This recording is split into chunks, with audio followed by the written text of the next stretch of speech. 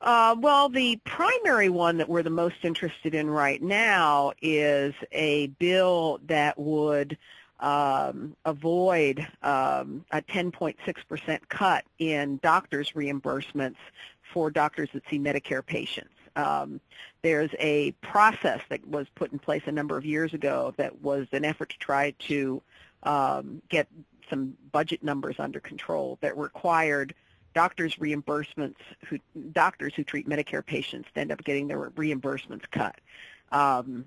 It's an ongoing problem. In past years, Congresses have suspended those cuts every year except one. But what happens is, because they've never actually repealed the underlying legislation that required them, they keep cropping up again every year or two whenever the current suspension expires. And that's what's happened again now. So as of July 1st, technically, any doctor who sees a Medicare patient will end up with their reimbursement for the cost of whatever they do with that patient being cut by almost 11%.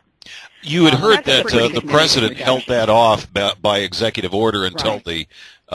Until the Congress could come to some kind of an agreement on what they're doing about that. Where is that? Do you know? Well, a couple of things have happened. One, he has held it off, but basically all they've done is said, well, we just won't process any bills for 10 days.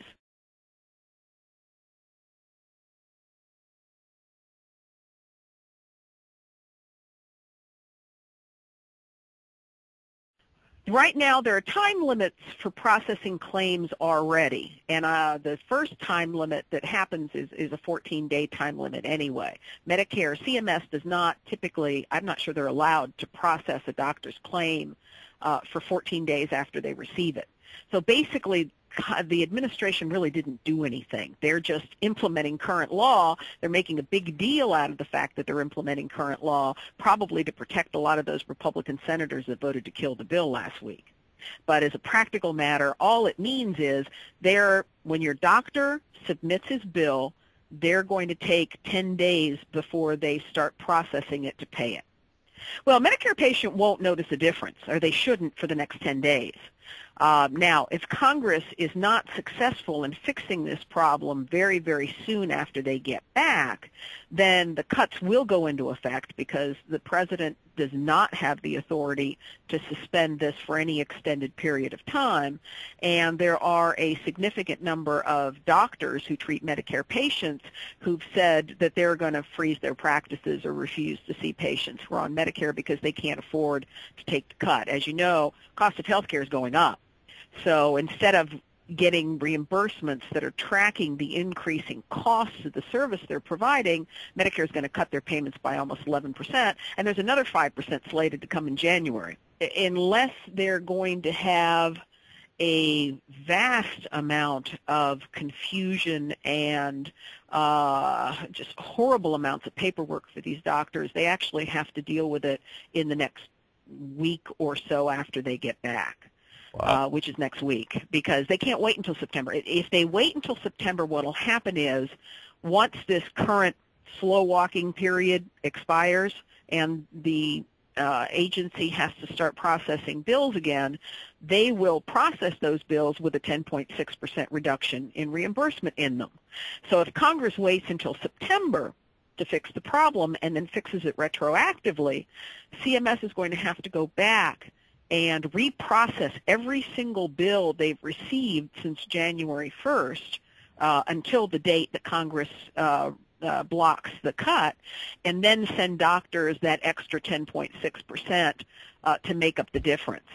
And because of the way it's structured, there may be doctors that then have to go back to their patients who have paid co-payments, depending on how the co-pays are structured, and they may either have to pay them more money or need more money from their patients, depending on how the co-payment structure works in every practice.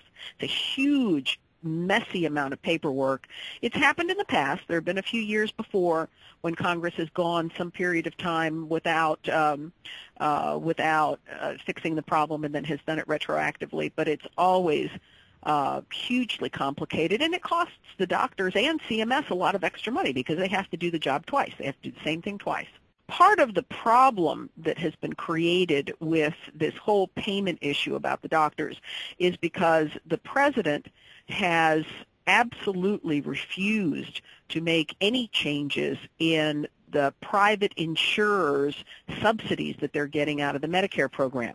Well, isn't that kind of the hang-up that's in the Senate right now? I mean, if they don't cut the doctors, they're proposing that they cut the insurance companies, and that's what the White House doesn't want. That's what I'm hearing.